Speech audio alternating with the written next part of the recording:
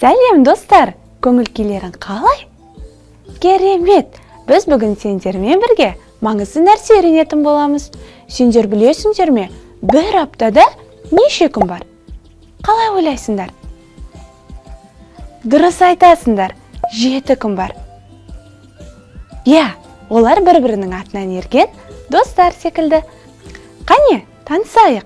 Ең бірінші дүйсенбі, екіншісі сейсенбі, үшінші досымыз ол сәрсенбі, ортаншысы бейсенбі, ең берекелі күн ол жұма, ал екі демалыс күн ол сенбі және жексенбі күндері. Қане, бірге тағы да қайталайықшы. Дүйсенбі, сейсенбі, сәрсенбі, бейсенбі, жұма, сенбі, жексенбі. Ал енді мен сені тексеріп көрейінші, зейініңді сал.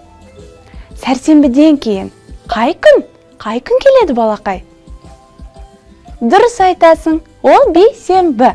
Ал аптаның ең соңғы демалыс күні қалай аталады? Әрине, ол жексенбі. Жұмадан кейін қандай күн келеді? Ол сенбі. Тамаша! Міне достар, біз аптаның 7 күнімен таныстық. Бұл күндерді ұмытпау үшін күнде қайталап тұруды ұмытпа, жарай ма? Келесі кездескенше сау бол балақай!